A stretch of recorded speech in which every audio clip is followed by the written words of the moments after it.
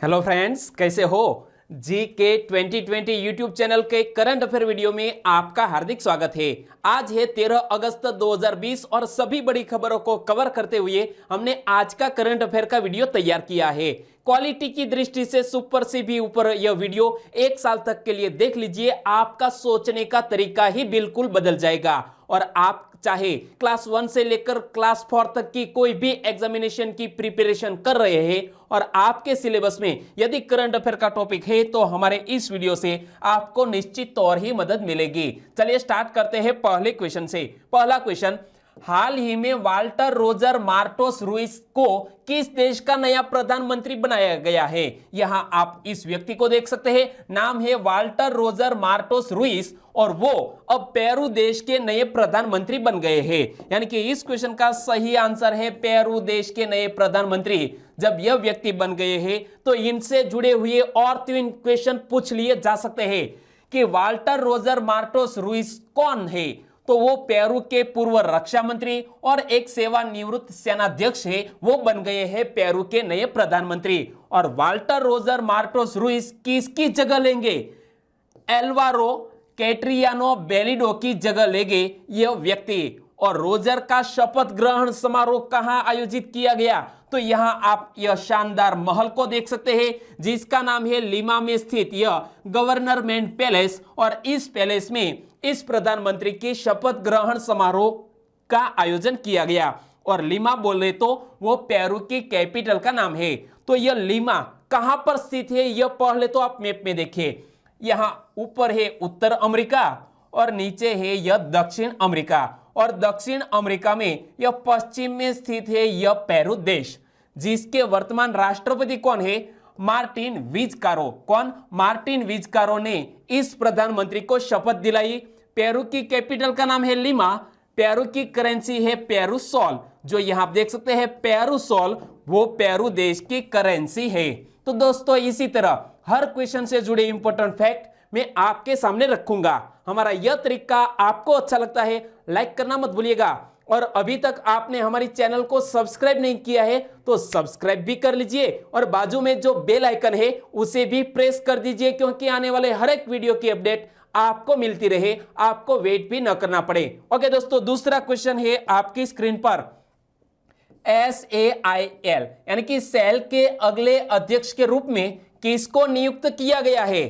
Cell के अगले अध्यक्ष के रूप में नियुक्त किया गया है सोमा मंडल को। यानी कि इस क्वेश्चन का सही आंसर है ऑप्शन डी, सोमा मंडल वो सेल की अब अध्यक्ष बनेंगी। जो यहां आप इमेज में देख सकते हैं सोमा मंडल, जो एक लेडी का नाम है। तो देखो, सोमा मंडल ने 1984 में national institute of technology Rourkela से इलेक्ट्रिकल इंजीनियरिंग में स्नातक किया और नालको में ग्रेजुएट इंजीनियरिंग ट्रेनी के रूप में अपनी करियर की शुरुआत की। और वह 2017 में सेल में शामिल हुई और 16 मंडल किसका स्थान लेंगे?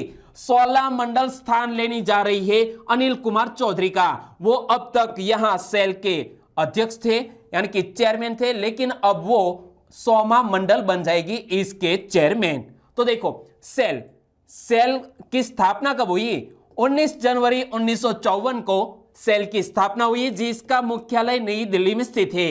और सेल की वर्तमान चेयरमैन कौन बन गई है? सोमा मंडल, जो यहां आप इमेज में देख सकते हैं। ओके दोस्तों, और जब बात करते हैं इनसे जुड़े हुए ऑप्शन की, तो हमने सेल की बात की। इसी तरह ऑप्शन में मैंने आपके सामने और 3 विकल्प रखे थे। एक था नालको, दूसरा था बेल और तीसरा था गेल। तो इनके बारे में भी मैं आज आपको बेसिक इंफॉर्मेशन बता रहा हूं, क्योंकि हमारे एक सब्सक्राइबर फ्रेंड है जिसका नाम है विकास कुमार जल गोविंद चाक। उन्होंने भी कहा था कि सर आप ऑप्शन के बारे में बताया करो। तो चलिए, यहां मैंने जो ऑप्शन रखे उनके बारे में बताता हूं। नालको, जिसका पूरा नाम क्या होता है? National aluminium company limited. और नालको की वर्तमान चेयरमैन और एमडी कौन है? श्रीधर पात्रा। और दूसरी यह कंपनी है बेल। बेल का पूरा नाम है भारतीय हैवी इलेक्ट्रिकल्स लिमिटेड, जिसके वर्तमान चेयरमैन और एमडी कौन है? नलिन सिंघाल। और तीसरी यह कंपनी है गेल। गेल का पूरा नाम क्या है? Gas authority of India limited, जिसके वर्तमान चेयरमैन और एमडी कौन है? मनोज जैन। तो दोस्तों यह कलेक्शन मैं आपके सामने जो रख रहा हूं वो मैं मैन्युअल तरीके से सर्च करके सभी इंफॉर्मेशन आपके सामने रखता हूं। तकरीबन 4.5 घंटों की कड़ी मेहनत के बाद जब यह वीडियो बनकर तैयार होता है तो बदले में 1 लाइक तो बनता ही है। तीसरा क्वेश्चन, हाल ही में मानव हाथी टकराव पर राष्ट्रीय पोर्टल सुरक्षा का शुभारंभ किसने किया? सुरक्षा नामक एक पोर्टल को हाल ही में लॉन्च किया है हमारे केंद्रीय पर्यावरण मंत्री प्रकाश जावड़ेकर जी ने। यानी कि इस क्वेश्चन का सही आंसर है प्रकाश जावड़ेकर जी ने यह पोर्टल लॉन्च किया है। तो हाल ही में हमने 12 अगस्त को वर्ल्ड एलिफेंट डे मनाया। तो इनसे जुड़ा हुआ एक और क्वेश्चन कि हर साल विश्व हाथी दिवस कब मनाया जाता है? 12 अगस्त को। और इसी दिवस के अवसर पर हमारे प्रकाश जावड़ेकर जी ने जब यह पोर्टल लॉन्च किया तो हमारे यह प्रकाश जावड़ेकर किस मंत्रालय के मंत्री है? तो हमारे केंद्रीय पर्यावरण मंत्री है प्रकाश जावड़ेकर, जिन्होंने इस सुरक्षा नामक पोर्टल को लॉन्च किया है। तो सुरक्षा पोर्टल का उद्देश्य क्या है? वास्तविक समय पर जानकारी के संग्रह और सही समय पर मानव हाथी टकरावों के निपटान का प्रबंधन करने हेतु यह सुरक्षा नामक पोर्टल लॉन्च करने का उद्देश्य है। और भी 2 क्वेश्चन हाथियों से जुड़े हुए हैं कि हाथी परियोजना को कब शुरू किया गया था? प्रोजेक्ट एलिफेंट को शुरू किया गया था 1992 में। ओके, तो साल 1992 में पर्यावरण और वन मंत्रालय द्वारा हाथी परियोजना को शुरू किया गया था। और हाथी परियोजना का उद्देश्य क्या है? वन्य जीव प्रबंधन को वित्तीय और तकनीकी सहायता प्रदान करना। और यदि आपके सिलेबस में यदि इंडियन जियोग्राफी सब्जेक्ट है तो आपको यह पता होना चाहिए।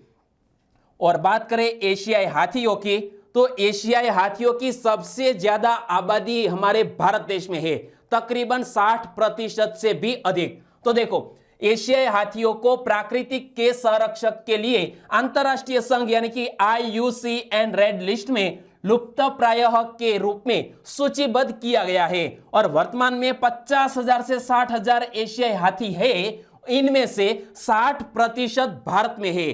तो एशियाटिक एलिफेंट हमारे भारत देश में पाए जाते हैं। और मैंने कई बार आपको IUCN के बारे में बताया, क्योंकि IUCN की रेड लिस्ट में जब किसी प्राणी या विलुप्त प्रजाति का नाम रखा जाता है तब मैं आपको IUCN के बारे में बताता हूं। चलिए आज डिटेल में हम जान ले IUCN, इसका पूरा नाम क्या होता है? International union for conservation of nature. IUCN का पूरा नाम, जिसका हेडक्वार्टर स्विट्जरलैंड के ग्लांड में स्थित है। IUCN की वर्तमान CEO कौन है? तो यहां आप इमेज में देख सकते हैं, जिसका नाम है ग्रेटेल एग्विलर। और IUCN के संस्थापक जूलियन हक्सले है, जो यहां आप इमेज में देख सकते हैं। और IUCN की स्थापना 5 अक्टूबर 1948 को हुई थी। तो आपको यह बेसिक इंफॉर्मेशन होनी चाहिए। चौथा क्वेश्चन, मॉरिटानिया का नया प्रधानमंत्री किसको बनाया गया है? मॉरिटानिया का नया प्रधानमंत्री बनाया गया है मोहम्मद ओल्ड बिलाल को। यानी कि इस क्वेश्चन का सही आंसर है ऑप्शन बी, मोहम्मद ओल्ड बिलाल। वो बन गए हैं मॉरिटानिया के नए प्रधानमंत्री। तो यह देश कहां पर स्थित है? तो यहां आप अफ्रीकी महाद्वीप को देखिए, यह है अफ्रीका। अफ्रीका में यह पश्चिम में स्थित है यह देश, जिसका नाम है मॉरिटानिया। और वहां के नए प्रधानमंत्री बन गए हैं मोहम्मद ओल्ड बिलाल, जो यहां आप इमेज में देख सकते हैं। तो देखो, मोहम्मद ओल्ड बिलाल एक अनुभवी सार्वजनिक प्रशासक है। और मोहम्मद ओल्ड बिलाल की नियुक्ति किसके द्वारा की गई है? तो मॉरिटानिया के राष्ट्रपति मोहम्मद ओल्ड गजौनी ने इस व्यक्ति की प्रधानमंत्री के रूप में नियुक्ति की है। और मोहम्मद ओल्ड बिलाल की नियुक्ति किसके स्थान पर की गई है? तो इस व्यक्ति का नाम है इस्माइल ओल्ड शेख सिदिया, जिन्होंने कुछ दिन पहले अपने पद से इस्तीफा दे दिया था। और पद रिक्त होने के कारण यहां इस व्यक्ति को बनाया गया है इस मॉरिटानिया का प्रधानमंत्री। तो मैप में आपको मैंने लोकेशन बता दी कि कहां पर स्थित है। यह अफ्रीकी द्वीप में स्थित है, पश्चिम में। तो यह अफ्रीका के पश्चिमी भाग में स्थित एक देश है, जिसकी कैपिटल का नाम क्या है? नुआकशोत। क्या नाम है? नुआकशोत, जो मॉरिटानिया की कैपिटल है।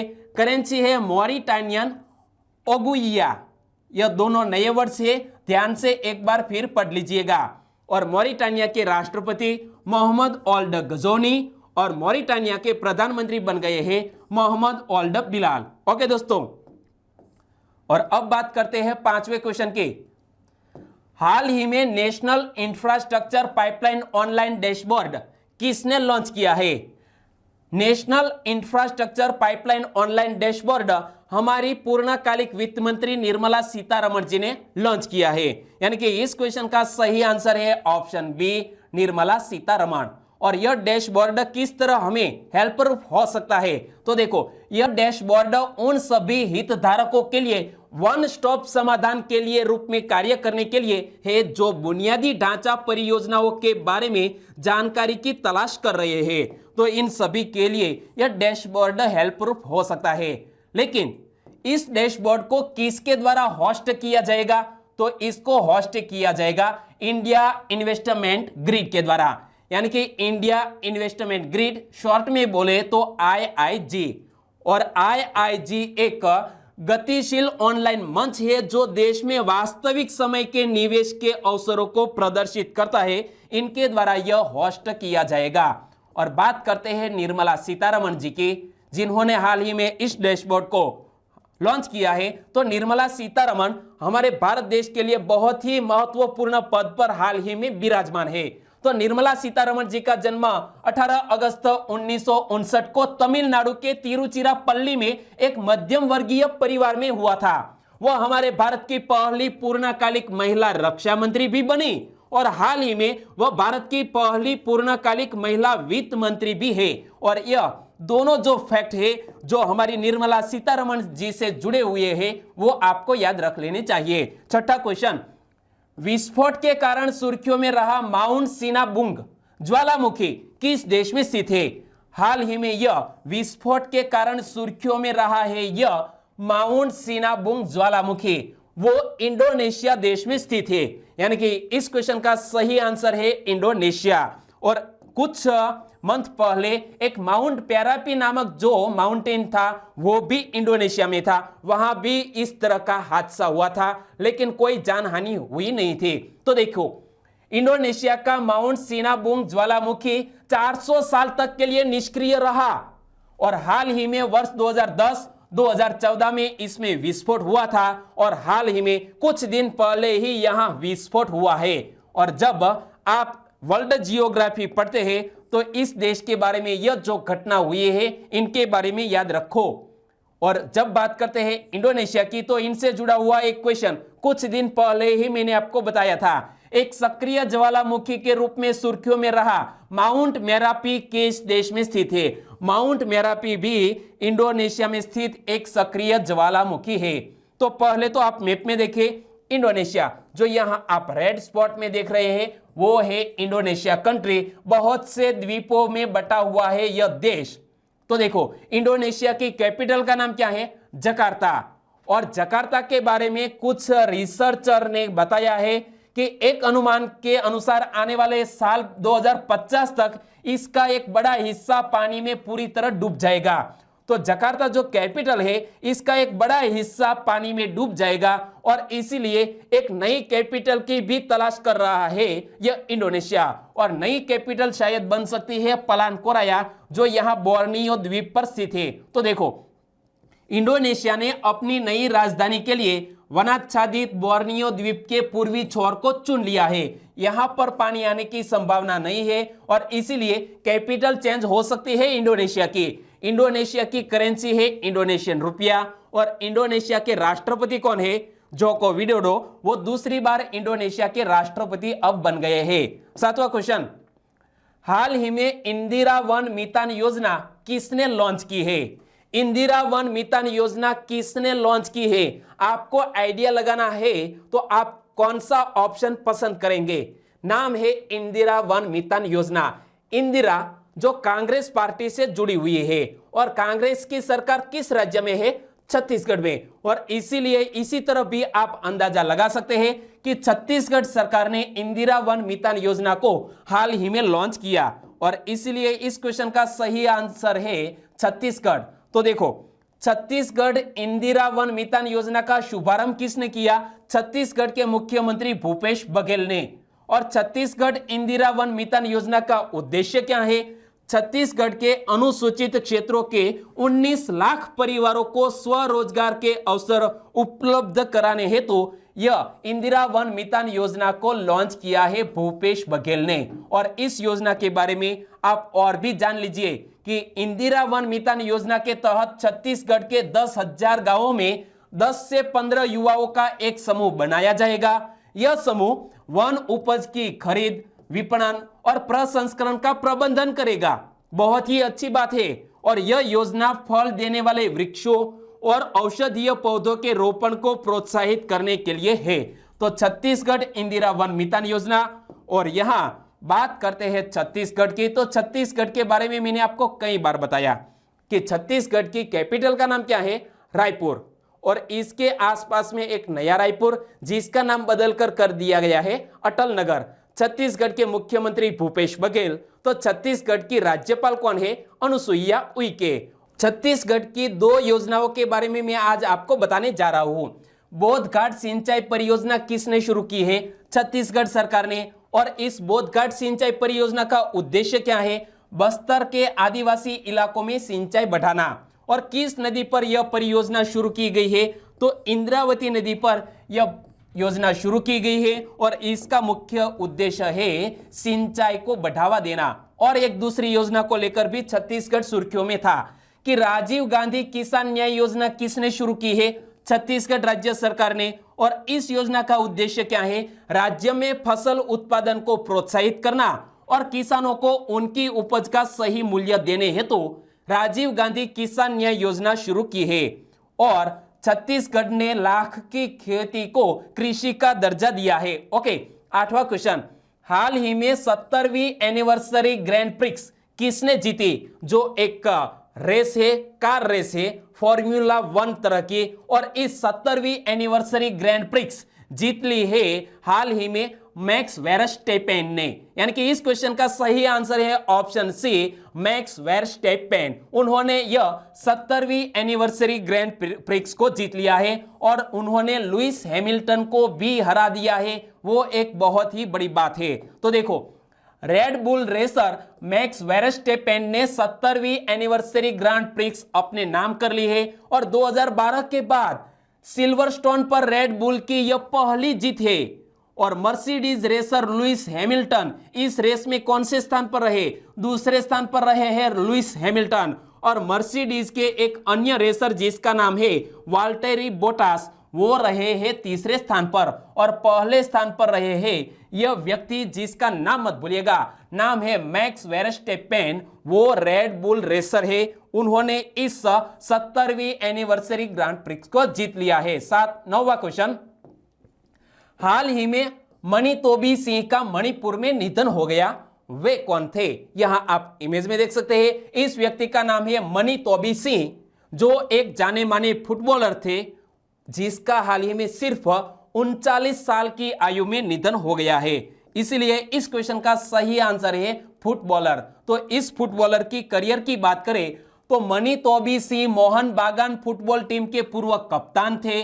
मणि तोबी सिंह का 39 वर्ष की आयु में 9 अगस्त 2020 को मणिपुर के इंफाल के पास अपने पैतृक गांव में निधन हो गया। कुछ दिन से बीमार चल रहे थे। और उन्होंने 2002 के बुसान एशियाई खेलों में भी भारत का प्रतिनिधित्व किया था, जो एक जाने माने फुटबॉलर थे जिसका हाल ही में निधन हो गया है। 10वां क्वेश्चन, हाल ही में आत्मनिर्भर मध्य प्रदेश स्वास्थ्य और शिक्षा शीर्षक पर वेबिनार का उद्घाटन किसने किया? तो हाल ही में इस शीर्षक आत्मनिर्भर मध्य प्रदेश स्वास्थ्य और शिक्षा, इस वेबिनार का उद्घाटन किया है हमारे देश के शिक्षा मंत्री रमेश पोखरियाल निशंक ने। और वो भी एक वीडियो कॉन्फ्रेंस के जरिए। इसीलिए इस क्वेश्चन का सही आंसर है ऑप्शन बी, रमेश पोखरियाल निशंक। तो रमेश पोखरियाल निशंक की अब असली पहचान क्या हो सकती है? रमेश पोखरियाल निशंक हमारे केंद्रीय शिक्षा मंत्री है। और वेबिनार को आत्मनिर्भर भारत कार्यक्रम के अंतर्गत मध्य प्रदेश के लिए देश भर के विषय विशेषज्ञों के साथ शिक्षा और स्वास्थ्य जैसे विषयों पर चर्चा के लिए आयोजित किया गया था और इसका उद्घाटन किया है हमारे शिक्षा मंत्री रमेश पोखरियाल निशंक ने। 11वां क्वेश्चन, पारदर्शी कराधान ईमानदार का सम्मान प्लेटफॉर्म किसने लॉन्च किया? इस प्लेटफॉर्म, नाम अच्छी तरह पढ़िए, पारदर्शी कराधान ईमानदार का सम्मान, इस प्लेटफॉर्म को आज ही के दिन हमारे प्रधानमंत्री लॉन्च करने जा रहे हैं। यानी कि इस क्वेश्चन का सही आंसर है ऑप्शन ए, नरेंद्र मोदी वो लॉन्च करने जा रहे हैं पारदर्शी कराधान ईमानदार का सम्मान। और इस जब प्लेटफॉर्म को लॉन्च करने जा रहे हैं तो यह क्या है? प्रधानमंत्री पारदर्शी कराधान ईमानदार का सम्मान के लिए जो प्लेटफॉर्म लॉन्च किया वो प्रत्यक्ष कर सुधारों की यात्रा को और भी आगे ले जाएगा, जिसका आज ही के दिन यानी कि 13 अगस्त को हमारे प्रधानमंत्री ने लॉन्च किया है। और केंद्रीय वित्त एवं कारपोरेट कार्य के मंत्री कौन है? तो निर्मला सीतारमण। और एक क्वेश्चन कि वित्त एवं कारपोरेट कार्य के राज्य मंत्री कौन है? तो श्री अनुराग सिंह ठाकुर, जो यहां आप इमेज में देख सकते हैं। एक ही हमारे कैबिनेट मंत्री, एक है राज्य मंत्री। ओके दोस्तों, और जब यहां बात करते हैं कर की यानी कि central board of direct taxes की, तो सीबीडीटी ने पिछले वर्ष कारपोरेट टैक्स की दर को 30% से घटाकर 22% कर दिया गया था और नई विनिर्माण इकाइयों के लिए इस दर को और भी अधिक घटाकर 15% कर दिया गया था। और सीबीडीटी का पूरा नाम पढ़ लीजिए, central board of direct taxes CBDT का पूरा नाम है। 12वां क्वेश्चन, हाल ही में सुर्खियों में रहे एस नाम्बी नारायणन कौन है? यहां आप इमेज में देख सकते हैं एस नाम्बी नारायणन वो एक इसरो के पूर्व वैज्ञानिक है। यानी कि इस क्वेश्चन का सही आंसर है ऑप्शन सी, इसरो के पूर्व वैज्ञानिक एस नाम्बी नारायणन। तो हाल ही में सुर्खियों में क्यों रहे? तो देखो, एस नाम्बी नारायणन को केरल पुलिस ने उन्हें रॉकेट के क्रायोजेनिक इंजन की परियोजना से जुड़े दस्तावेजों की चोरी कर मालदीव के रास्ते पाकिस्तान देने के आरोप में गिरफ्तार किया, जबकि सच्चाई यह थी कि वह तकनीक मौजूद ही नहीं थी और इसीलिए बाइज्जत बरी कर दिए गए हैं एस नम्बी नारायणन को। और बदले में केरल सरकार को भुगतान करना पड़ा क्या? कि केरल सरकार द्वारा मुआवजे की राशि 1.30 करोड़ रुपए का चेक स्वीकार करते हुए नाम्बी नारायण ने कहा कि मैं खुश हूं और मुझे यह फैसला मंजूर है क्योंकि इसी व्यक्ति की हाल ही में बाइज्जत रिहा कर दिया गया है। बहुत ही अच्छी बात। 13वां क्वेश्चन, बोस्टन समूह ने किस शहर में एक आईटी कंपनी स्थापित करने के लिए आंध्र प्रदेश सरकार के साथ एक समझौते ज्ञापन पर हस्ताक्षर किए हैं? एक अमेरिका में स्थित बोस्टन समूह है और इसकी इंफॉर्मेशन टेक्नोलॉजी कंपनी ने हाल ही में आंध्र प्रदेश के विशाखापत्तनम में एक इकाई स्थापित करने के लिए समझौते पर ज्ञापन हस्ताक्षर किए हैं। यानी कि इस क्वेश्चन का सही आंसर है विशाखापत्तनम। तो देखो, मेमोरेंडम ऑफ अंडरस्टैंडिंग के अंतर्गत राज्य में स्थापित की जाने वाली नई आईटी कंपनी से आईटी क्षेत्र में 250 से अधिक रोजगार के अवसर पैदा होने की उम्मीद है। और बोस्टन समूह के अध्यक्ष कौन है? सुबु कोटा। और आंध्र प्रदेश के वर्तमान मुख्यमंत्री कौन है? तो यहां आप देख सकते हैं वाई.एस. जगनमोहन रेड्डी। और आंध्र प्रदेश के वर्तमान राज्यपाल कौन है? विश्वभूषण हरिचंदन। और जब बात करते हैं विशाखापत्तनम की, तो विशाखापत्तनम से जुड़ी आज कुछ नई बात मैं आपके सामने रख रहा हूं। विशाखापत्तनम आंध्र प्रदेश के उत्तरी सरकारी तट पर गोदावरी नदी के मुहाने के उत्तर में अवस्थित एक भारत का चौथा सबसे बड़ा बंदरगाह है। क्या? यह विशाखापत्तनम जो हमारे भारत देश का चौथा सबसे बड़ा बंदरगाह है और भारतीय नौसेना के पूर्वी कमान का केंद्र भी है यह विशाखापत्तनम। और यहां जलयान बनाने का कारखाना भी है और यह एक प्राकृतिक तथा सुरक्षित समुद्री बंदरगाह है। और विशाखापत्तनम को वाईजाम के नाम से भी जाना जाता है। तो यह 4 फैक्ट जो मैंने आपको इस बंदरगाह के बारे में बताया, विशाखापत्तनम के बारे में, यह याद रख लीजिए। और अब बात करते हैं लास्ट वीडियो के क्वेश्चन की। तो लास्ट वीडियो में मैंने आपसे क्वेश्चन पूछा था, हाल ही में मानसून सीजन जारी है, तो हाल ही में सुर्खियों में रहे 2 शब्द ऑरेंज वार्निंग और रेड वार्निंग का संबंध किस घटना से है? तो भारी बारिश के वक्त हमारे भारतीय मौसम विभाग के द्वारा इस तरह के ऑरेंज वार्निंग और रेड वार्निंग जारी किए जाते हैं। यानी कि इस क्वेश्चन का सही आंसर था भारी वर्षा भारी बारिश, और इस क्वेश्चन का सही आंसर दिया है विकास कुमार जलगोविंद चाक, जवान सिंह सोढ़ा, चेतन वाघ ने इसके बारे में डिटेल में बताया। राठौड़ अंजलि वडोदरा से बिलोंग करती है, हेमराज माली राजस्थान से, अक्षय भरवाड़ वो हमारे साथ पहली बार जुड़ चुके हैं, आपका भी स्वागत है। राजकुमार उन्होंने भी इस क्वेश्चन का सही आंसर दिया, और अनिका ठाकुर वो भी हमारे साथ पहली बार इस चैनल में जुड़ चुकी है, तो आपका भी हमारी चैनल में स्वागत है। हमारे और भी सब्सक्राइबर फ्रेंड है, वो है विश्व मेवाड़ा, और उन्होंने तारीफ करते हुए हमारे इस वीडियो को बेस्ट बताया।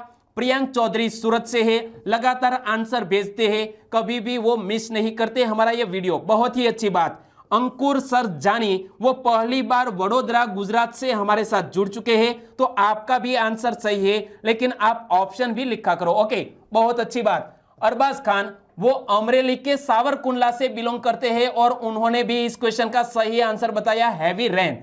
अल्केश राठौड़ सही आंसर देने के लिए धन्यवाद। सुरेश सियाल वो तलाजा वेजोदरी से है, और वो पिछले कुछ दिनों से लगातार सही आंसर दे रहे हैं। गजानन सम्राट उन्होंने भी इस क्वेश्चन के बारे में डिटेल में बताया है, बहुत ही अच्छी बात है गजानन सम्राट, थैंक यू वेरी मच। और आज के वीडियो का क्वेश्चन ए रहा स्क्रीन पर, निम्न में से कौन सा शहर ट्रैफिक सिग्नल महिला आइकन रखने वाला पहला शहर बन गया है? कौन सा शहर इनमें से इस तरह के ट्रैफिक सिग्नल महिला आइकन रखने वाला पहला शहर बन गया है? 4 ऑप्शन आपकी स्क्रीन पर है, और सही आंसर चुनकर आपको आंसर देना है नीचे कमेंट बॉक्स में। तो दोस्तों आंसर देना मत भूलिएगा। और आज का वीडियो कैसा लगा? वाकई में अच्छा लगा है, हेल्पफुल लगा है, तो आप हमें छोटी सी हेल्प कीजिए। किस तरह? आपके दोस्तों को फेसबुक, व्हाट्सएप और टेलीग्राम के जरिए इस वीडियो की लिंक शेयर करके हमारी हेल्प कर सकते हैं। ओके दोस्तों, बस छोटी सी उम्मीद के साथ आज का करंट अफेयर का वीडियो यहीं खत्म करते हैं। कल मिलेंगे नए करंट अफेयर वीडियो के साथ, तब तक के लिए टेक केयर एंड जय हिंद।